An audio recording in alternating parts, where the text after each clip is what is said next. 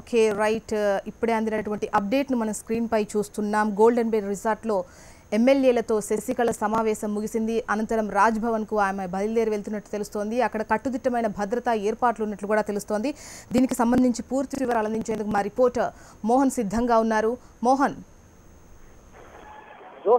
ఇప్పటి వరకు ఒక రకమైనటువంటి శైలిలో రాజకీయాలు నడిపిన శశికళ ఇప్పుడు గేరు మార్చినట్టుగా తెలుస్తోంది.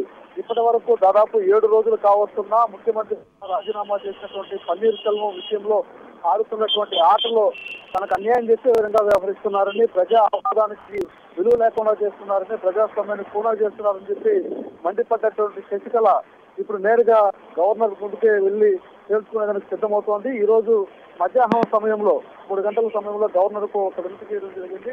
తనను కలవడానికి అవకాశం ఇవ్వాలని చెప్పి రిక్వెస్ట్ చేయడం జరిగింది. అయితే గవర్నర్ రాజ్భవన్ నుంచి ఏ రకమైన సందేశం రాకపోవడంతో ఇక అమ్మిటి మీద తెలుసుకునేందుకు సిద్ధమైనట్టుగా తెలుస్తున్నాం. వాటిని ఆయన ఈ రోజు గోల్డెన్ బే రిసార్ట్ వద్దకు జరిపినటువంటి శశికళ ఇప్పుడు తన మద్దతుదారులైనటువంటి ఎమ్మెల్యేలను రాజ్భవన్ కు బయలుదేరడానికి సిద్ధమవుతున్నట్టుగా తెలుస్తోంది. దీంతో ఈ విషయం తెలుసుకున్నటువంటి పోలీసులు భారీగా రాజ్భవన్ వద్ద భద్రతను కట్టుదిట్టం చేయడం జరిగింది.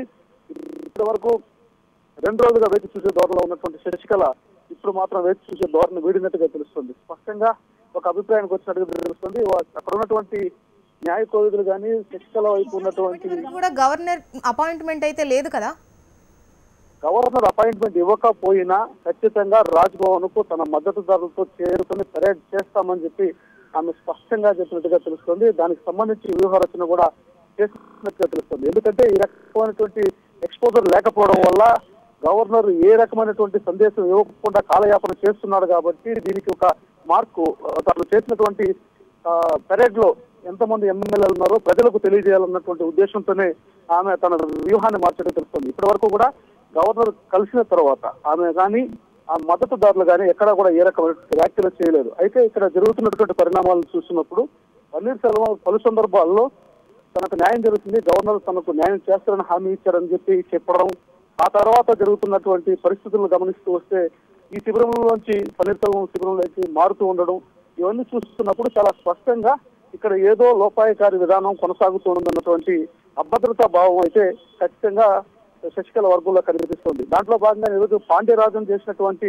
సంచలనమైనటువంటి వ్యాఖ్యలు శిబిరం మారిన వెంటనే నిన్నటి వరకు పన్నీర్ సెల్వం పైన తీవ్ర స్థాయిలో గదివచ్చినటువంటి పాండ్యరాజన్ ఈ రోజు శిబిరం మారిన వెంటనే శశికళ పైన విచారణ చేయాలని చెప్పి కూడా ప్రకటన చేయడం, ఇవన్నీ చూసినప్పుడు ఇక్కడ ఏదో ఒక అవకాశం కోసం ఈ రకమైనటువంటి కాలయాపన చేస్తున్నారన్నటువంటి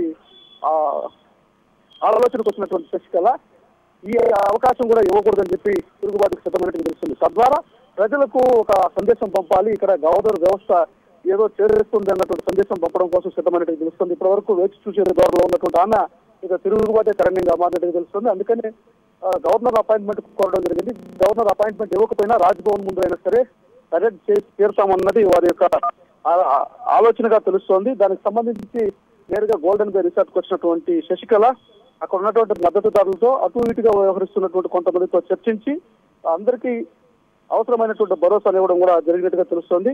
మొత్తం మీద డీజీపీ ఆదేశాల మేరకు పోలీసులు అక్కడ చేరుకుని వార్తలు ఏవైతే ఉన్నాయో అంటే 20 మంది ఎమ్మెల్యేలు అసంతృప్తిగా ఉన్నారు, ఎప్పుడైనా ఇటు సెల్వం వైపు దూకేయచ్చు అన్నటువంటి వార్తలు అనూహ్యంగా వినిపిస్తున్నాయి. మరి ఇప్పుడు అంటే ఆ సమస్య శశికళకు సమసిపోయినట్టే అనుకోవచ్చా? ఇక్కడ ప్రధానంగా గమనించినట్లయితే శశికళ వర్గం ఆరోపిస్తున్నది ఆ 20 మంది ఎమ్మెల్యేలను కూడా ప్రలోభ పెట్టి భయపెట్టి పన్నీర్ సెల్వం వర్గం అంటే ఒక పథకం ప్రకారం కేంద్ర సహకారంతో ఇది చేస్తున్నారు అన్నది చాలా స్పష్టంగా ఏఐడిఎంకే వర్గాలు ఆరోపిస్తున్నది. ఇప్పుడు వెళ్ళినటువంటి పాండ్యరాజన్ కూడా ఒక ప్రలోభాలకు గురయ్యే వెళ్ళాడు అన్నది వాళ్ళు ఆరోపిస్తున్నది. అయితే బహిరంగంగా ఇప్పుడు దాడికి ప్రతిదాడిగా దిగే పరిస్థితిలో శశికళ గ్రూప్ లేదు కాబట్టి వ్యూహాత్మకంగా వ్యవహరించాల్సినటువంటి అవసరం ఉంది.